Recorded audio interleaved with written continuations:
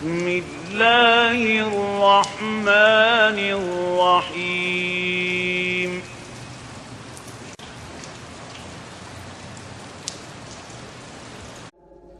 لا یکلف اللہ نفسا الا وسعها، اللہ تعالیٰ نہیں ذمہ دار ٹھہرائے گا کسی جان کو مگر اس کی وسعت کے مطابق۔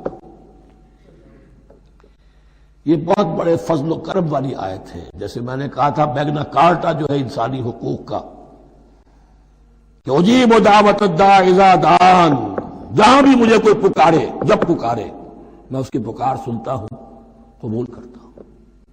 ہاں فَلْيُؤْمِنُوا بِي فَلْيَسْتَجِيبُوا لِي، انہیں بھی چاہیے کہ میرا کہنا مانے۔ دو طرفہ بات چلے گی، یک طرفہ نہیں۔ میری مانو، اپنی منواؤ۔ تم دعائیں کرو گے ہم قبول کریں گے، تم ہماری بات نہیں مانتے پھر تمہاری دعا تمہارے منہ پر دیوانی جائے گی۔ کرتے رہو قنوت نازلہ 40 دن کے 80 دن پڑھتے رہو، ڈھاکہ تو بیٹھ ہی جائے گا، بیٹھ گئے۔ یہودیوں سے شکست تو ہو ہی جائے گی، ہو گئی۔ کرتے رہو، حرمین میں پڑھتے رہو قنوت نازلہ، مکے میں پڑھو، مدینے میں پڑھو، پوری دنیا میں پڑھو۔ اللہ کو پیٹھ دکھائی ہوئی ہے، اس کے دین کو پاؤں تلے روندا ہوا ہے، اللہ کے باغیوں سے دوستی ہے۔ کسی نے قبلہ ماسکو کو بنایا تھا اور کسی نے واشنگٹن کو بنایا تھا، تمہاری دعائیں کیسے قبول ہوں؟ لیکن یہ جو آیت ہے یہ اس اعتبار سے بہت بڑی رحمت کی آیت ہے کہ اللہ تعالیٰ کے ہاں وہ اندھے کی لاٹھی والا معاملہ نہیں ہے کہ تمام انسانوں سے محاسبہ ایک ہی سطح پر ہو۔ اللہ جانتا ہے کس کی کتنی وسعت ہے، اور وسعت کن چیزوں سے بنتی ہے۔ آپ کو کوئی اور جین ملے ہیں، مجھے کوئی اور جین ملے ہیں، انہیں کوئی اور جین ملے ہیں۔ یہ جینز، ان جینز کی اپنی اپنی خصوصیات ہیں، خصائص ہیں، پراپرٹیز ہیں، لیمیٹیشنز ہیں۔ آپ کو کوئی اور ماحول ملا، اسے کوئی اور ماحول ملا، اسے کوئی اور ماحول ملا۔ تو hereditary factors multiplied by environmental factors, ان دونوں سے ایک شخصیت کا ہیولہ بنتا ہے انسان کا، جس کو پیٹرن کہتے ہیں ہمارے مستری لوگ۔ جب لوہے کا کوئی شے جو ہے ڈھالنی ہے تو اس کے لیے پہلے مٹی کا یا لکڑی کا ایک پیٹرن بناتے ہیں، انگریزی میں پیٹرن ہے، وہ پیٹرن کہتے ہیں ہمارے مستری لوگ۔ اب آپ لوہا جو ہے اس کو جب اسے کر لیں گے، مائع بنا لیں گے، گلا لیں گے، پھر اس میں ڈالیں گے، وہی شکل ہو جائے گی۔ یہ شاکلہ ہے ہر انسان کا جو بن جاتا ہے۔ قُلْ كُلٌّ يَعْمَلُ عَلَى شَاكِلَتِهِ فَرَبُّكُمْ أَعْلَمُ بِمَنْ هُوَ أَهْدَىٰ سَبِيلًا۔ اس شاکلہ کے اندر آپ کو محنت کرنی ہے۔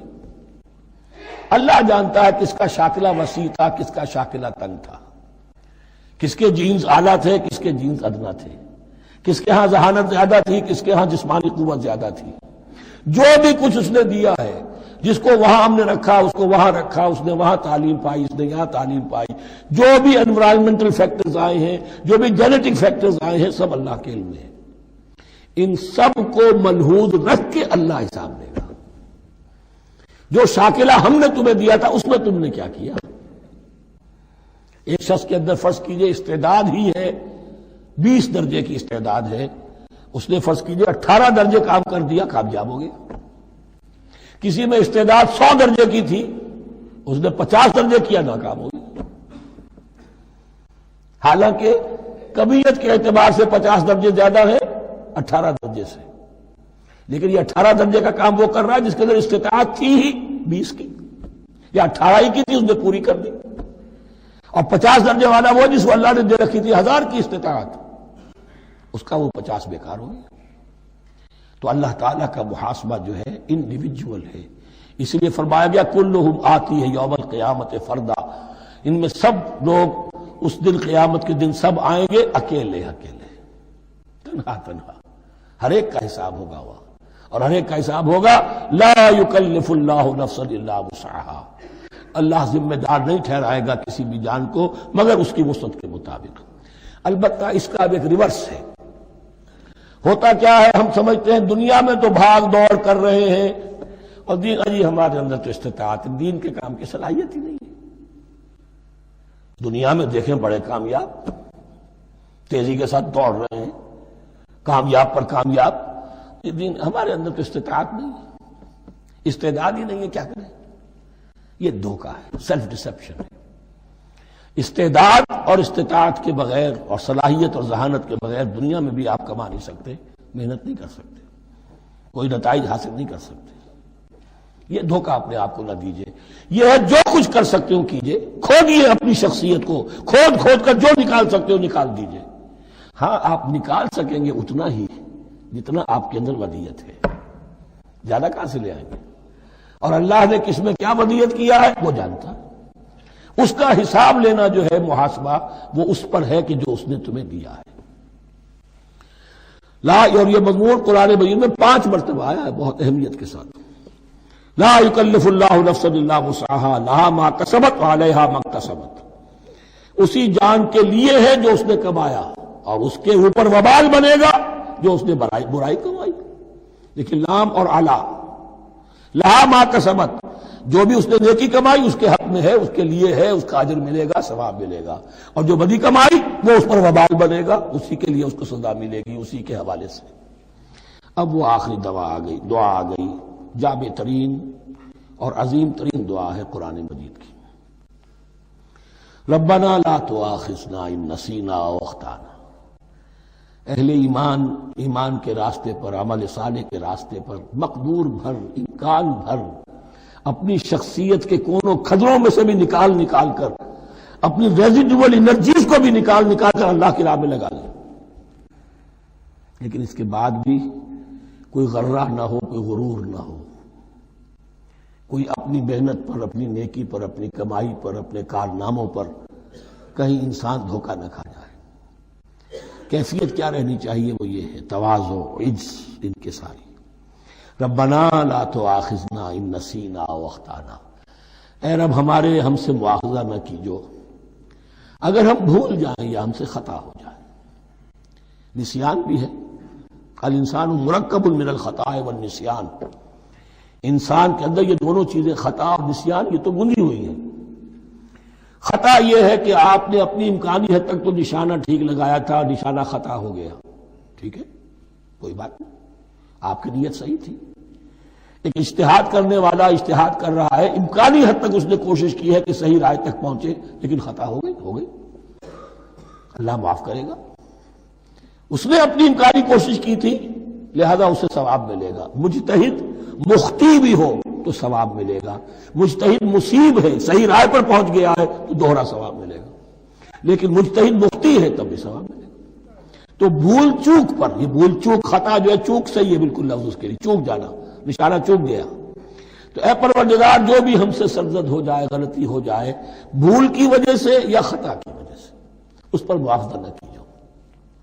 ربنا ولا تحمل علینا اصرا کما حملتہ علی الذین من قبلنا۔ اور اے رب ہمارے، ہم پر وہ بوجھ نہ ڈالیو جس سے ہم لے کر چل نہ سکیں۔ دیکھیے ایک حمل ہوتا ہے جس سے حمال کا لفظ بنا ہے، جس کو لے کر انسان چلتا ہے۔ حمال اس بوری کو یا بوجھ کو اٹھا کر چل رہا ہے۔ جو آپ کی طاقت میں ہے اور جس سے لے کر آپ چل سکیں وہ ہے حمل، اور جو ہو آپ کو بٹھا دے، اسر اس کو کہتے ہیں۔ یہ لفظ سورہ اعراف میں پھر آئے گا، یضع عنہم اسرہم والاغلال التی کانت علیہم۔ حضور کی شان یہ بھی تھی کہ انہوں نے لوگوں کے بوجھ جو ان کی طاقت سے بڑھ کر تھے ان کے کندھوں سے اتار دیے۔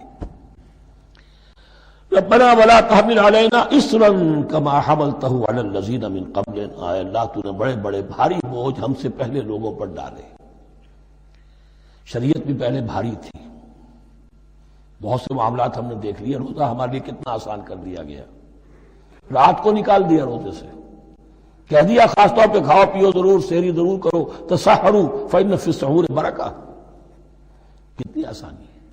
رات میں تعلق زن و شو کی اجازت ہے، وہاں ان کے روزے میں چپ بھی تھا، چپ بھی رہو، نہ کھاؤ نہ پیو، نہ تعلق زن و شو، نہ گفتگو، تو آسانی کی ہے۔ ان کے ہاں یوم سبت کا حکم تھا اتنا سخت، کوئی کام نہیں کرو گے۔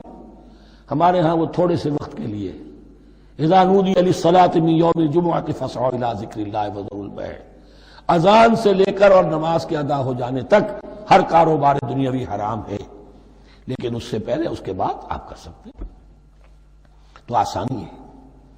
ربنا ولا تحمل علینا اصرا کما حملتہ علی الذین من قبلنا ربنا ولا تحملنا ما لا طاقت لنا به، اور اے رب ہمارے ہم پر وہ بوجھ نہ ہم پر عائد کی جو ہم پر ڈالیو جس کی کہ ہمارے اندر طاقت نہ ہو، واعف عنا، ہم سے درگزر فرماتا رہے، ہمیں معاف کرتا رہے، واغفر لنا، اور ہمیں بخشتا رہے۔